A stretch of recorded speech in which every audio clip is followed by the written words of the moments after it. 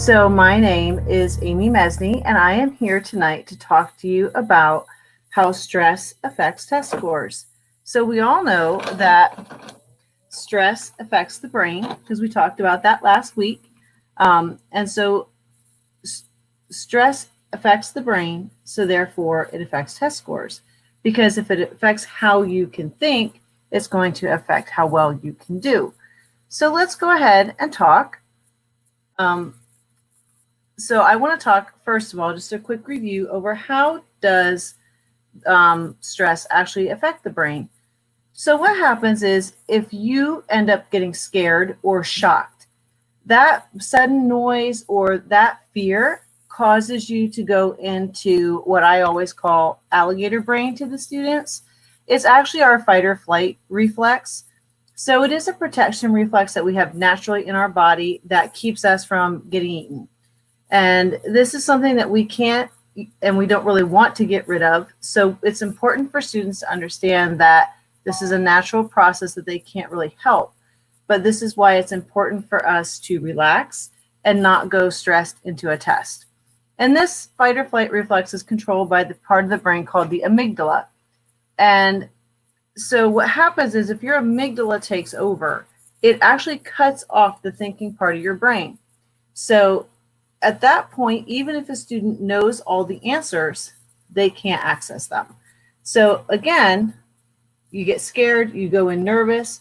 What'll happen is, um, to protect yourself, the brain says, whoa, something we have to worry about.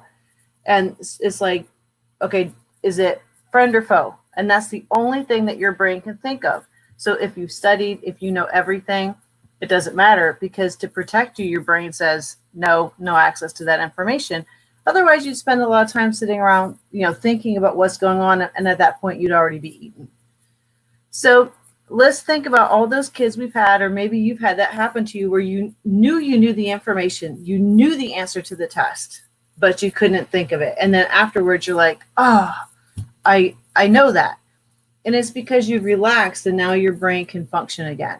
So it's important for us to teach students how not to stress out over tests. So let's talk about a few quick ways.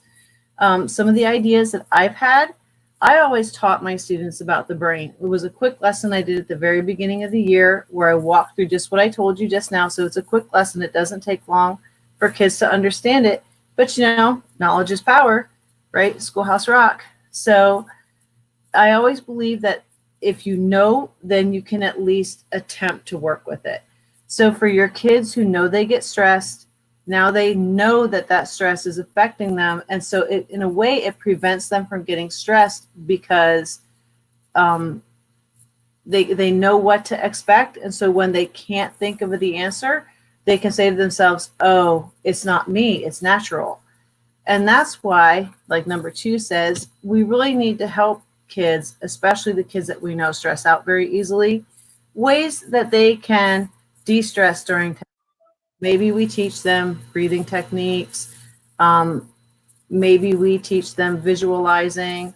So we can teach them, to do different things that will protect them from stressing out. So like what I mean by these, in case you're not sure, like maybe they get to the test and they are getting that anxiety and they can feel the nerves, so we teach them how to take some deep breaths, just relax. I mean, it's better for them to kill that minute and calm down so they can think than to try and continue on. Or for some people, visualizing works. They close their eyes and they think of their favorite place, like maybe you think of Target or maybe you think of the beach, whatever your happy place is, until you calm down again.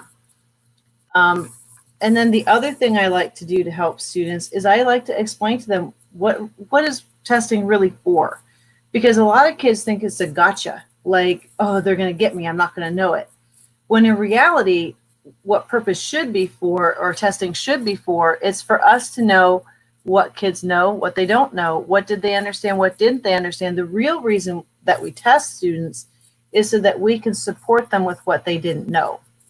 So I explain it like that to them, and then it's more like, oh, it's not them trying to get me or them trying to make me do badly. So that's another knowledge is power type thing, where I feel like if you can explain to kids that testing helps me, it helps me help you, then it takes the pressure off of the students. Another thing, and this can be very difficult. I know it's difficult for parents, but sometimes we have to stop looking at the grade, the final grade. You know, the final grade is not the end all be all of what your student has achieved. And some of it's cultural. You know, in other cultures, A's are hardly ever given out, or hundreds, or whatever they would call them. You know, a C is average, a B is above average, and an A is exceptionally above average. So sometimes I think we have to stop saying, well, you didn't get an A or you didn't get 100. It's more like, what did you learn? What skills did you gain? What did you need more help on? You know, we have to start redirecting parents and ourselves to focus more on what the purpose of the test was, what the purpose of the assessment was, what did the student demonstrate, where did they start, and where did they end. That way, it's not so much, you know, the A, the A, the A. Because like I talked last week, one of the problems for a student is if they go home and they're going to get punished for anything but an A, and they've given their very best effort, then grades are going to constantly be a source of stress. And so that's why I really think educators have to start stressing to parents to move away from that mindset. So that is what I wanted to talk to you about this week, a quick overview to go into testing. And if you haven't done any of these things with your kids, it's not too late, because these tips can really help calm those kids down, and it can very much affect positively their test scores.